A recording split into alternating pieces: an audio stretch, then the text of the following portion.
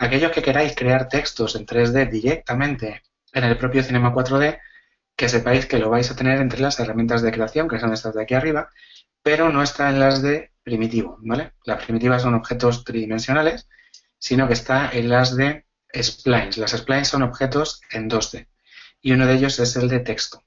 Y el de texto os permite crear, ahí lo veis, un texto y ese texto luego le podríamos añadir un volumen. Lo voy a hacer de una manera muy sencilla, pero realmente quiero que veáis un ejemplo de verdad, que es cómo traeríamos un logotipo de fuera, cómo hay que prepararlo, en qué forma hay que guardarlo, cómo se incorpora dentro del proyecto del propio Cinema 4D.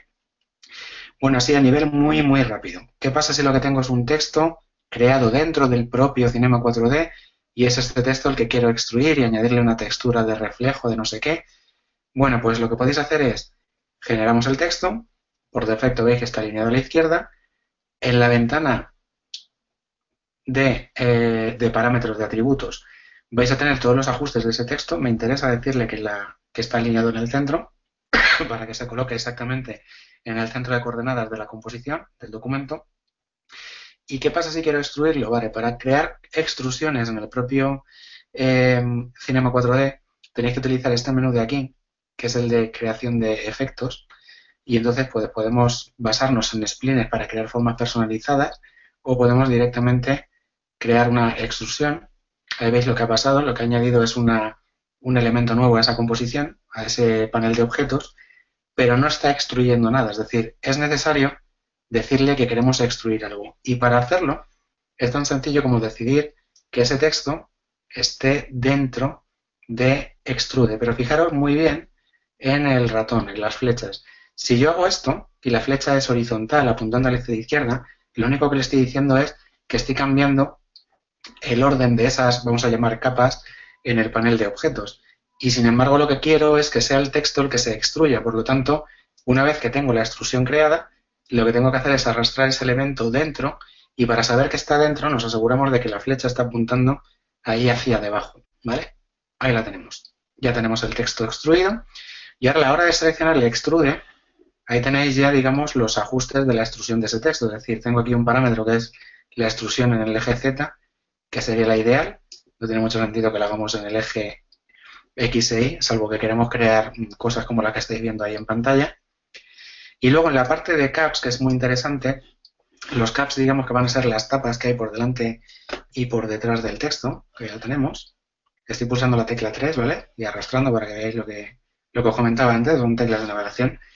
Vale, si le digo, en este caso en el Start, lo que veo ahí, ¿veis? Perfectamente es que es hueco, de alguna manera me puedo quedar solamente con el contorno si yo quiero. No es el caso, le voy a decir que no, que quiero un filet.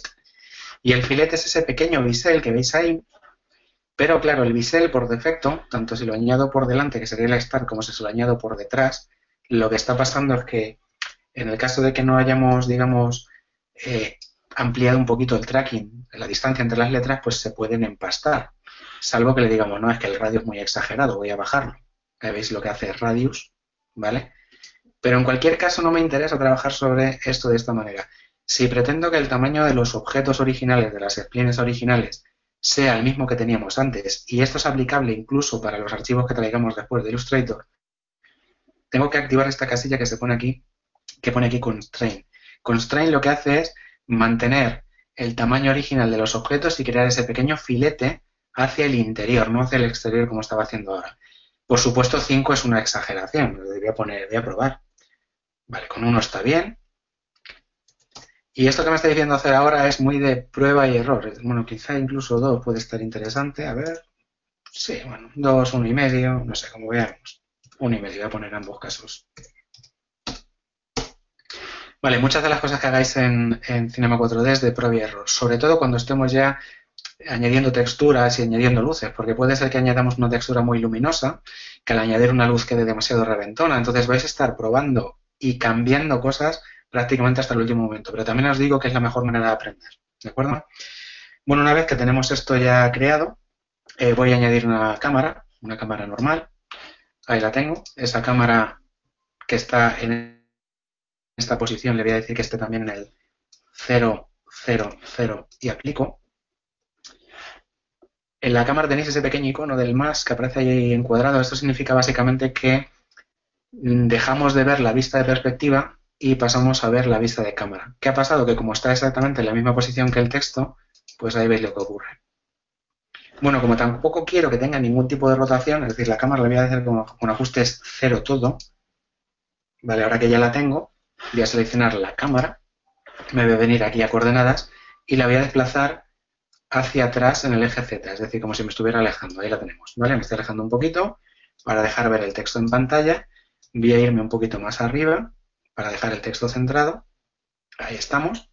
Y ahora ya sí nos podemos poner a trabajar con una textura. Vamos a añadir por ejemplo, un reflejo muy sencillo, aunque lo vamos a hacer también en el ejercicio de Illustrator. Y aquí sería crear, lo que os decía antes, es crear un nuevo material. Ese material hacemos doble clic sobre él y pretendemos crear pues un color así como dorado, ¿vale? Bueno, pues nos vamos a crear un color doradillo. Voy a hacerlo como muy saturado, quizá no debería estar tanto, le doy OK. Y en el caso de los metálicos, si queremos un reflejo metálico, pues tenemos que ir a este canal que se llama Reflectance, que es nuevo desde la versión R16.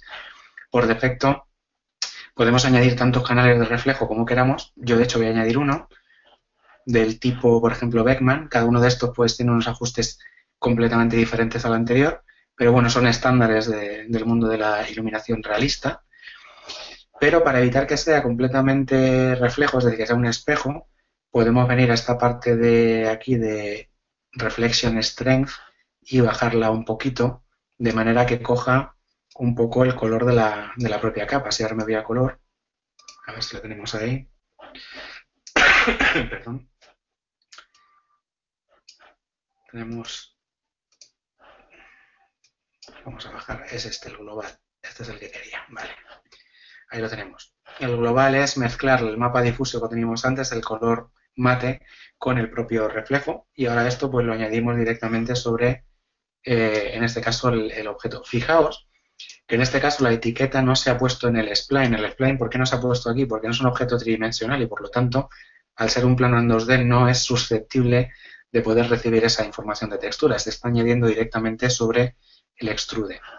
Vale, aquí si queremos hacer un previo antes de llevarlo a After Effects, que es algo que hasta ahora no hemos visto, podemos hacer un render o hacer clic en este botón que tengo aquí arriba. Es un render, digamos, momentáneo. Vemos que al no tener luces, ni tener nada, ni tener luces de relleno, no estamos viendo realmente un reflejo de los propios objetos entre sí. No pasa nada, lo vamos a ver en el ejercicio a continuación. Pero siempre vamos a tener que tunear y probar cosas en Cinema 4D antes de llevarlo a After Effects. Yo no soy muy amigo del render de este botón, ¿por qué? Porque procesa toda la imagen. En ese caso yo suelo utilizar desde el menú Render una opción muy interesante que se llama el Interactive Render Region, que os permite de establecer que el render se haga solamente de una... Lo voy a cambiar aquí, perdón. De una parte de la composición que sea muy significativa y de hecho tiene aquí a la derecha esa pequeña flecha que es el, digamos, el deslizador de calidad. Si voy muy hacia abajo, procesa todo sin anti-aliasing, ahí lo veis, completamente pixelado. A medida que aumentamos, la calidad aumenta, pero sí me hago una idea, digamos, de cómo va a quedar el objeto, si los reflejos son adecuados, si no son adecuados. Esto mucho antes de llevarlo a After Effects, ¿vale? En After también tenéis esa misma opción. Voy a salvarlo. En el caso de que pretendierais que no realizara, una vez que está esto en modo final, es decir, con la calidad final, si pretendemos que no lo realice, digamos, en todo el objeto, sino solo en una parte, esa interacción o esa región de interés es este botón que tenemos en la parte inferior de la ventana de la composición. Lo voy a activar. Cuando lo activo requiere que seleccionéis un área en pantalla y entonces solo se va a procesar aquello que quede dentro del área establecida por la región de interés. En el momento que queréis desactivarla, exactamente lo mismo, tenéis que hacer clic en ese mismo botón. En el caso de Cinema 4D, pues hay que desactivarla yendo al menú Render y desactivando el Interactive Render Region. ¿De acuerdo?